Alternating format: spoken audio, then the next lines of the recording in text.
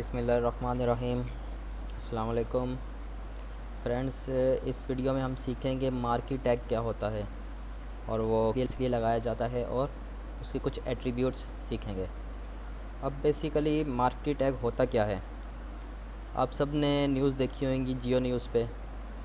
तो जब आप जियो न्यूज़ चलाते हो तो नीचे स्क्रीन के एक पट्टी चल रही होती है, उसमें काफ़ी कुछ न्यूज़ लिखी होती हैं और पट्टी चल रही होती है नीचे न्यूज़ चैनल पे। तो उस तरह की पट्टी किस तरह से चलाई जाती है वेबसाइट पे, उसे कहते हैं मार्की। और वो किस तरह से चलाई जाती है वो हम प्रैक्टिकली सीखेंगे। तो इसके लिए बेसिकली जो टैग यूज़ होगा वो मार्की का होगा। ये ओपन भी होगा टैग और क्लोज भी होगा। अब हम इसके अंदर लिख देते हैं वेलकम टू माय वेबसाइट। इसको सेव करेंगे और ब्राउज़र में रिफ़्रेश करेंगे। तो व्यूवर्स आप देख सकते हैं जो हमने मार्की टैग के अंदर लिखा था वो मूव करता हुआ हमारी स्क्रीन पर आ रहा है, जिस तरह न्यूज़ में पट्टी वगैरह चल रही होती है बिल्कुल उसी तरीके से। तो व्यूवर्स ये है मार्की टैग। अब हम इसके कुछ एट्रीब्यूट्स पढ़ेंगे।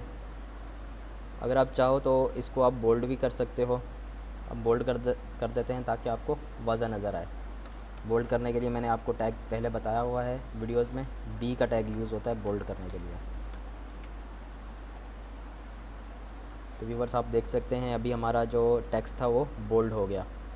अब हम मार्की टैग के कुछ एट्रीब्यूट्स पढ़ेंगे। अब इसमें जो सबसे पहला एट्रीब्यूट यूज़ होता है वो है डायरेक्शन। डायरेक्शन। अब हम ये जो मूवमेंट है टेक्स्ट की, इसकी डायरेक्शन चेंज भी कर सकते हैं। फ़िलहाल तो वो लेफ़्ट से राइट आ रहा है, तो अगर हम यहाँ पर राइट लिख दें तो फिर इसकी डायरेक्शन आप देख सकते हैं राइट से लेफ़्ट की तरफ हो गई। इसी तरह आप अप की तरफ भी कर सकते हो, डाउन से अप और अप से डाउन भी कर सकते हो, इसकी डायरेक्शन चेंज कर सकते हो। तो हम वापस इसको लेफ़्ट में कर देते हैं।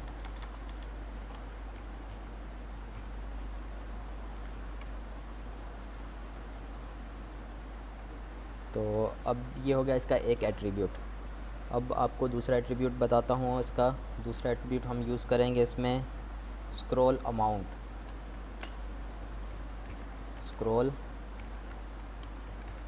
फ्रेंड्स बेसिकली ये एट्रीब्यूट यूज़ होता है इसकी स्पीड के लिए, कि हमारा जो टेक्स्ट मूव करे वो कितनी ज़्यादा स्पीड में मूव करे। मैं आपको प्रैक्टिकली दिखा देता हूँ। अगर हम यहाँ पर लिख देते हैं 40, इसको सेव करेंगे तो आप देख सकते हैं अब हमारे टेक्स्ट की स्पीड कितनी ज़्यादा बढ़ गई है। अगर हम यहाँ पर इसको 10 कर दें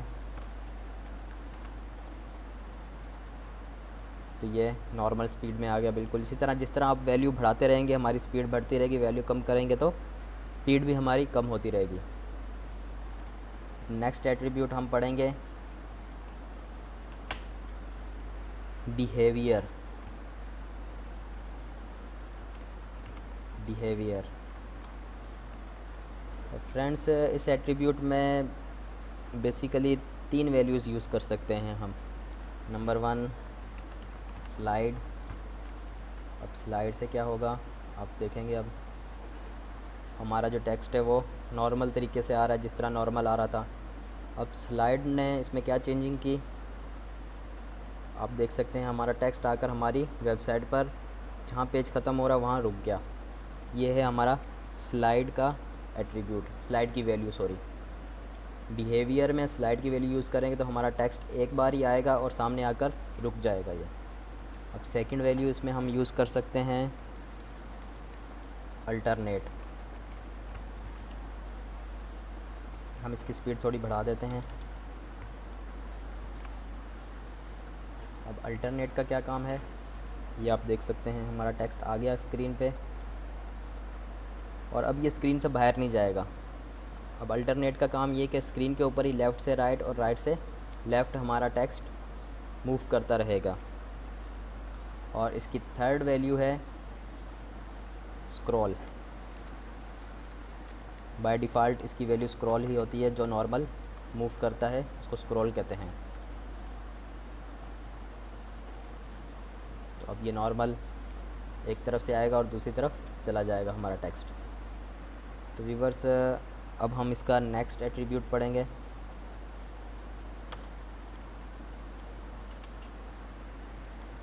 स्क्रॉल के बाद हम पढ़ेंगे इसका एट्रीब्यूट लूप।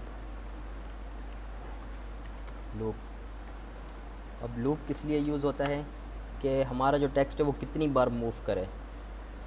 अभी तो अनलिमिटेड मूव कर रहा था, जा रहा था, फिर दोबारा आता है, जाता है, फिर आता है।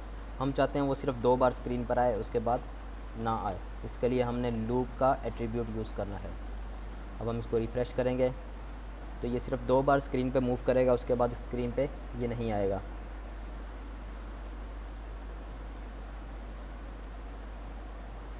तो व्यूअर्स देख सकते हैं 2 बार मूव किया, उसके बाद हमारा टेक्स्ट स्क्रीन पे नहीं आया। ये है लूप का काम। हम जितनी वैल्यूज़ दे देंगे उतनी बार हमारा टेक्स्ट मूव करेगा स्क्रीन पे। और इसके बाद अब next BG colour, background colour. हम चाहते हैं कि जो हमारा टेक्स्ट मूव हो रहा है उसके पीछे कलर शो हो हमें। अब कोई भी कलर लगा सकते हैं, येलो कलर लगा देते हैं हम। तो व्यूअर्स ये देख सकते हैं आपका जो भी टेक्स्ट है वो कलर के ऊपर मूव कर रहा है, उसके बैकग्राउंड में येलो कलर शो हो रहा है। आप कलर चेंज भी कर सकते हैं, इसमें डिफरेंट वैल्यूज़ दे सकते हैं कलर की। और इसके बाद नेक्स्ट एट्रीब्यूट आप पढ़ेंगे विड्थ। अगर हम चाहते हैं कि ये पूरी स्क्रीन पे ना घूमे, सिर्फ 50% स्क्रीन पे घूमे या 70% स्क्रीन पे घूमे, तो उसके लिए आपने यूज़ करना है width. Width is equal to, मैं चाहता हूँ कि 50% स्क्रीन पर रहे ये। व्यूअर्स अब आप देख सकते हैं सिर्फ ये आधी स्क्रीन पे टेक्स्ट मूव हो रहा है, उसके बाद आधी स्क्रीन पे मूव नहीं हो रहा है। इसी तरह आप वैल्यूज़ इसकी बढ़ा भी सकते हैं और वैल्यूज़ कम भी कर सकते हैं।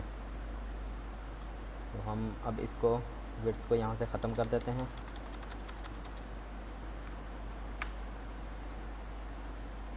तो दोबारा हमारा जो टेक्स्ट है वो फुल स्क्रीन पर मूव कर रहा है। अब इसके बाद आप पढ़ेंगे next attribute on mouse over. On mouse over is equal to, अब इसका मतलब ये है कि जब टेक्स्ट अब जब हमारा माउस हमारे टेक्स्ट के ऊपर जाए तो उसके बाद क्या हो, दिस स्टॉप। अब ये फंक्शन है इसलिए इसमें हम ब्रैकेट यूज़ करेंगे, ओपन ब्रैकेट और क्लोज ब्रैकेट।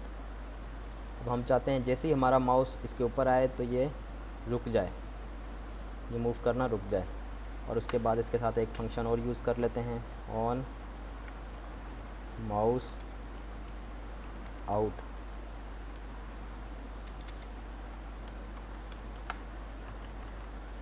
दिस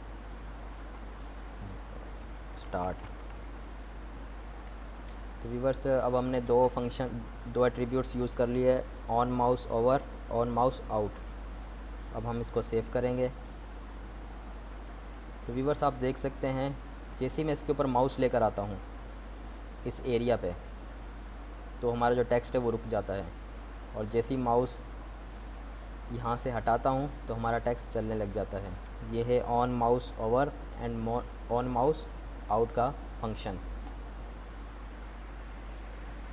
तो व्यूअर्स इस तरह आप चाहें तो इसकी हाइट भी चेंज कर सकते हैं, विड्थ भी चेंज कर सकते हैं, टेक्स्ट की स्टाइलिंग चेंज कर सकते हैं। वो हम CSS में पढ़ेंगे स्टाइलिंग किस तरह से चेंज होती है। और आप इसका साइज़ बड़ा कर सकते हैं, छोटा कर सकते हैं। तो व्यूअर्स ये है मार्की का टैग और इसके कुछ एट्रीब्यूट्स हमने पढ़े। उम्मीद है आपको एट्रीब्यूट समझ में आ गए होंगे। और मज़ीद आप प्रैक्टिस कीजिए, आपको मज़ीद अच्छे से समझ में आ जाएगा। जो कॉन्सेप्ट क्लियर नहीं हुए वो आप मुझसे पूछ सकते हैं कमेंट सेक्शन में। और प्रैक्टिस ज़रूर करें, प्रैक्टिस करेंगे तो आपको याद रहेगा, प्रैक्टिस नहीं करेंगे तो आपको याद नहीं रहेगा। तो व्यूअर्स दुआ में याद रखिएगा। अल्लाह हाफिज़।